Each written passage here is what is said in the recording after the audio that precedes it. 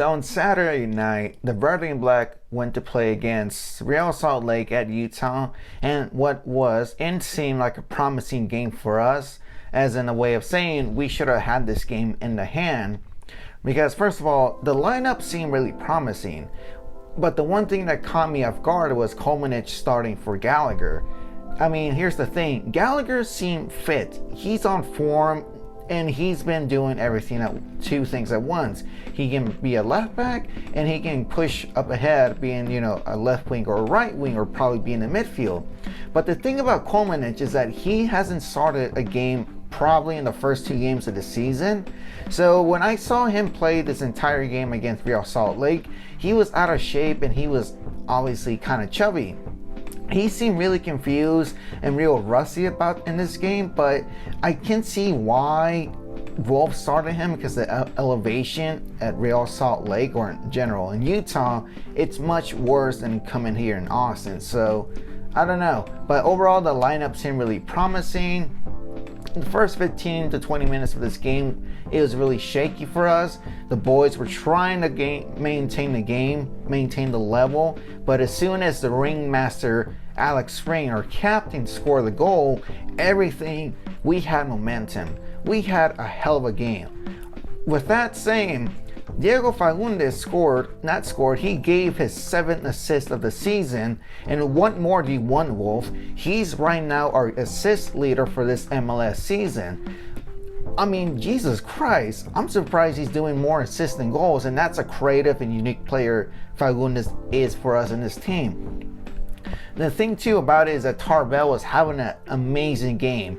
Before the incident that I'll get into, Tarbell, he was trying to make up his mistakes in the LA Galaxy game, and this game itself showed to us that he was having a fun game, that he had amazing saves.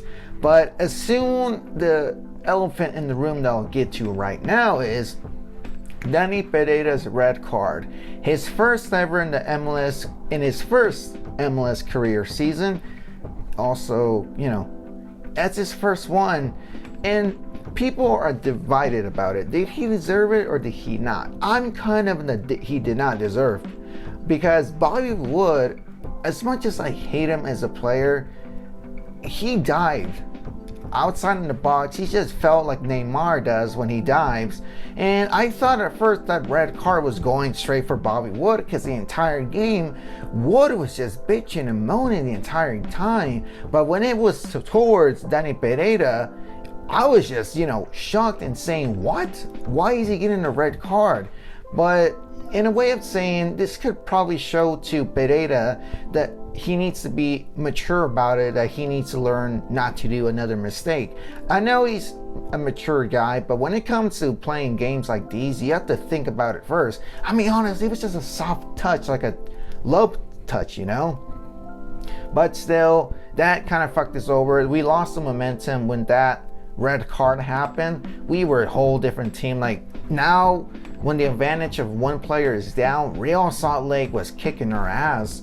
Like the substitution seemed okay, but when it came to Kolmanich, I would have just subbed Kolmanich out and put Gallagher in. But the one thing that I saw the most is a competition between Valencia and Felipe Martins, because Rain needs someone to be, somebody needs to help Rain when it comes to the LAFC game, which is this Wednesday.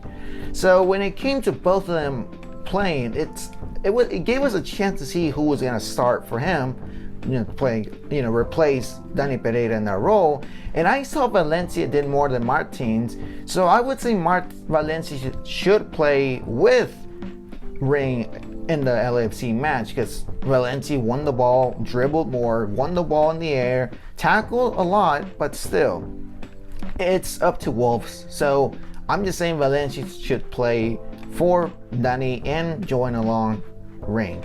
But the thing that saw me most, that saw all of us, was Owen Wolf. That kid, this is his time to shine. If he doesn't start, he might not start against LAFC. It's probably going to be Finley, who's not having a great...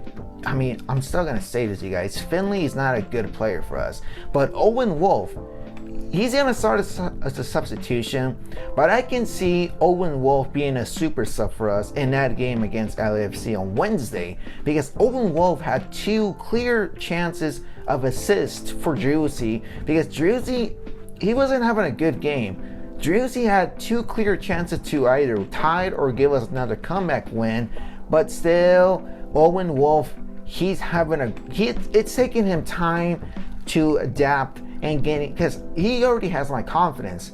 I trust him to be a right winger over Finley, so that's just on me, you guys. But what do you guys think? Should Owen Wolf start the game against LAFC? Because on Wednesday, that is the biggest game of our season. We dropped down to 3rd place, so we're going to play against the number 1 team in the Western Conference. I hope we beat LAFC, because right now LAFC is not having a good time this month with 1 loss and 1 draw. They lost to Colorado Rapids on Saturday with a 2-0 deficit.